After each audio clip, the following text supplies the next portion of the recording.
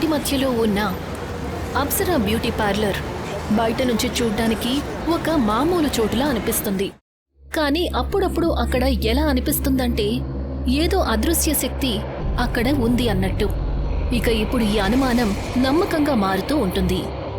ఎవరైతే కస్టమర్ రాత్రివేళ మసాజ్ కోసం వెళ్తారో వాళ్ళు ఒకటి మాయమైపోతారు, లేకపోతే వాళ్ల శవం మృతావస్థలో దొరుకుతుంది.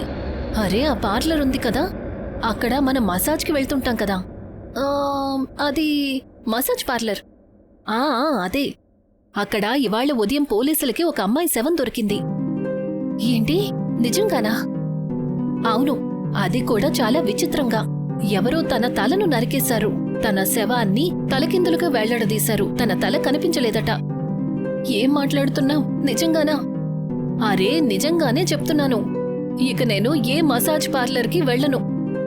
కానీ ఉన్నట్టుండి ఇదంతా ఏమవుతోంది అసలెందుకు? ఒక మామూలు మసాజ్ పార్లర్లో ఇలాంటి సంఘటనలు జరగటం చాలా ప్రశ్నలకు దారితీస్తుంది. కానీ దీని ప్రారంభం చాలా ఏళ్ల క్రితం జరిగింది. అప్సరా మసాజ్ పార్లర్లో మీనా అనే ఒక అమ్మాయి పనిచేస్తూ ఉండేది.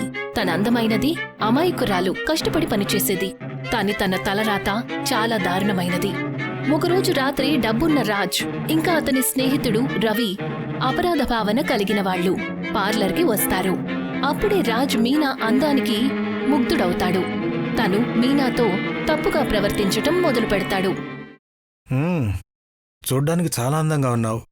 నువ్వు సమయం దొరికినప్పుడు మాతో ఏదైనా హోటల్కి రావచ్చు కదా? లేదు సార్, నేను మీతో పాటు రాలేను. అరే, ఎందుకు రాలేవు? మాతో పాటు కలిసి తిరగవచ్చు, పార్టీ చేయొచ్చు, ఎంజాయ్ చేయొచ్చు.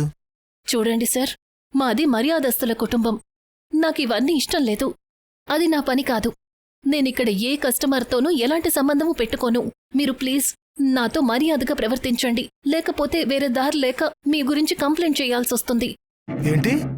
ఏమన్నావు నువ్వు? నువ్వు నా గురించి కంప్లైంట్ చేస్తావా? నీకు ఎంత ధైర్యం? మీనా మాటలు విన్న తర్వాత రాజ్కెంత కోపం వస్తుందంటే అతను కోపంతో మీనా పీక పిసికి చంపేస్తాడు. అరే, నువ్వు ఎంత పని చేశావు? సరైన పనే చేశాను. చూసావు కదా నాతో ఎంత అమర్యాదగా ప్రవర్తించిందో. కానీ ఇప్పుడు మనం ఏం చేయాలి? ఏం చేయాలేంటి? తనని ఈ పార్లర్లోనే ఇక్కడే పాతి పెడదాం. రాజ్ ఇంకా రవి ఎలాగైతే నిర్ణయించుకున్నారో సరిగ్గా అలాగే మీనా శవాన్ని పార్లర్ లోపల ఉన్న ఒక రహస్య గదిలో పాతేస్తారు. ఆ తర్వాత పైన సిమెంట్తో ఫ్లోరింగ్ ని కప్పేస్తారు. ఆ తర్వాత రాజ్ తన పోలీస్ ఫ్రెండ్ నితిన్కి లంచం ఇచ్చి మీనా స్వయంగా మాయమైపోయింది అని కేస్ క్లోజ్ చేయమని చెప్తాడు. దాని తర్వాత ఆ కేస్ కూడా మూతబడిపోతుంది.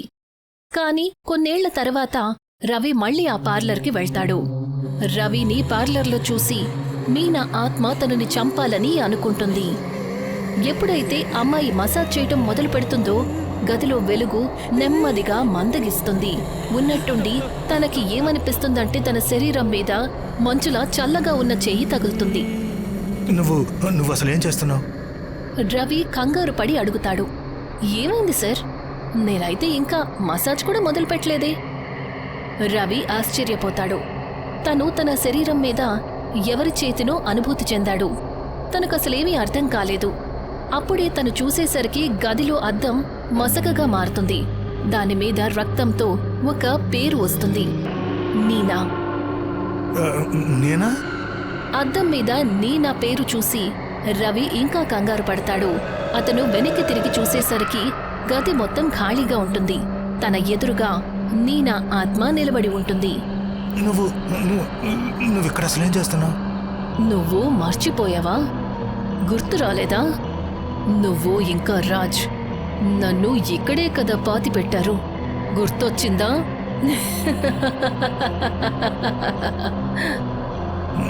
లేదు, ఇది సాధ్యం కాదు. రవి కంగారుగా పరిగెడతాడు. కాని తన ప్రయత్నం విఫలమవుతుంది. ఆ గది తలుపు దానంతటదే మూసుకుంటుంది. నీనా అవకాశం చూసుకుని తన మీద దాడి చేస్తుంది. మరుసటి రోజు ఉదయం తన శవం పార్లర్లో రహస్య గదిలో ఉంటుంది. మొహం పూర్తిగా నుజ్జు అయిపోతుంది. శరీరం మీద నీలిరంగులో పదునైన గోటి గుర్తులుంటాయి. రవి మరణ వార్త విని రాజ్ కంగారు పడతాడు. తను తన స్నేహితుణ్ణి కోల్పోయి షాక్కి గురవుతాడు. లేదు. రవి మరణించిన తర్వాత రాజ్ పోలీసులకి ఒత్తిడి ఇవ్వటం మొదలు పెడతాడు. అప్పుడు తనకి చాలా విచిత్రమైన విషయం తెలుస్తుంది. అసలు మీరేం చేస్తున్నారు నితిన్? రవి చనిపోయి 2 వారాలైపోయింది. మీరు ఆ కేసును మూసేశారు. ఎందుకు? అవును, కేసును మూసేశాం. ఎందుకంటే కేసు చిక్కుముళ్లతో ఉంది. నీకు నేనా గుర్తుంది కదా? ఎవరు నేనా? అదే నేనా. ఎవరినైతే మీరు ఆ మసాజ్ పార్లర్లో చంపి పాతిపెట్టారో తన కేసుని మూయించడానికి నాకు లంచం కూడా ఇచ్చారు కదా.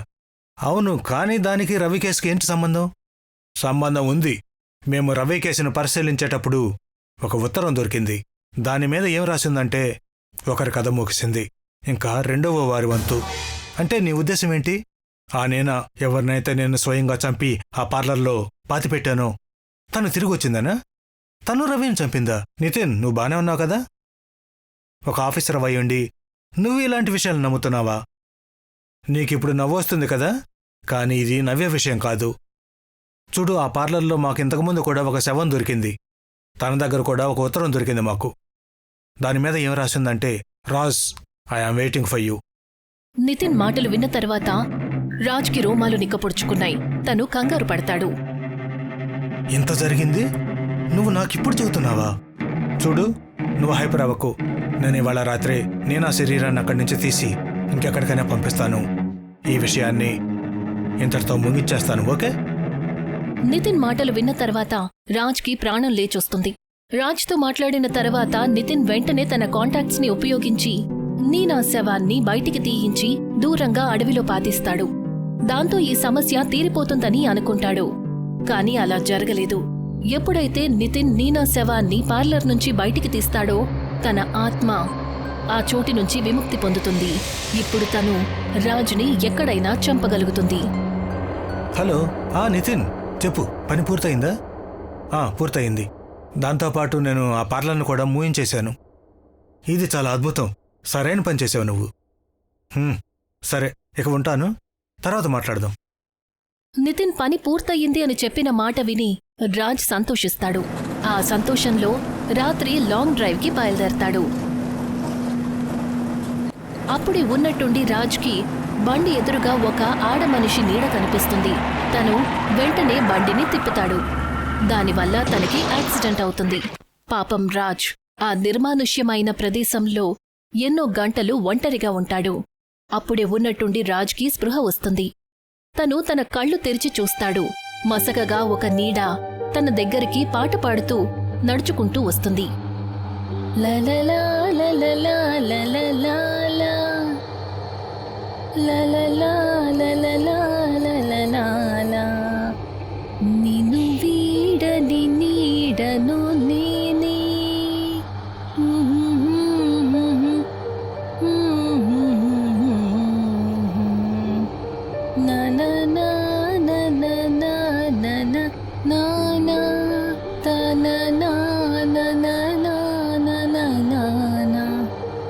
ఎవరు నువ్వు?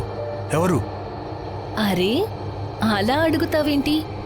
నువ్వే నన్ను మర్చిపోయావా? తనని చూసి రాజ్ కళ్ళు ఆశ్చర్యంతో ఉండిపోతాయి.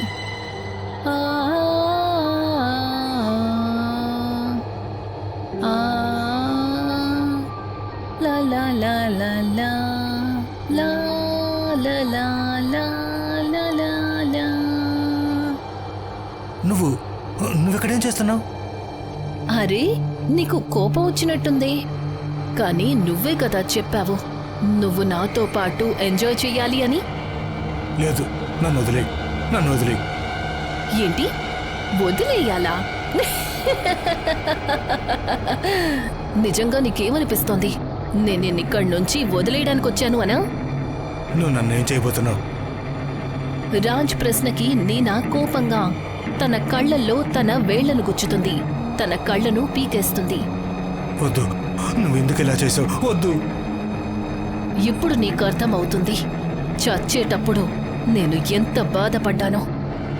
ఆ తర్వాత నీనా తనని దారంతా కూడా లాక్కెళ్ళటం మొదలు పెడుతుంది. రాజ్ శరీరం రక్తంతో తడిసిపోతుంది. వద్దు, నన్ను వదిలేయ్. రాజ్ అరుస్తూ ఉంటాడు. కానీ నీనా తన మాట వినిపించుకోదు. నీనా కోపం నెమ్మదిగా రెట్టింపవుతుంది. తను రాజ్ పీక పిసకటం మొదలు పెడుతుంది. నీనా తన పీకను ఎంత గట్టిగా నొక్కుతుందంటే ఆ తర్వాత రాజ్ తల తన శరీరం నుండి వేరుపడుతుంది. రాజ్ కథ అంతటితో అంతమైపోతుంది. మరుసటి రోజు పోలీసులకి రాజ్ బండి ఆ నిర్మానుష్యమైన ప్రదేశంలో దొరుకుతుంది. కాని అక్కడ రాజ్ ఉన్నట్టు వాళ్లకెక్కడా కూడా ఆనవాళ్లు దొరకలేదు.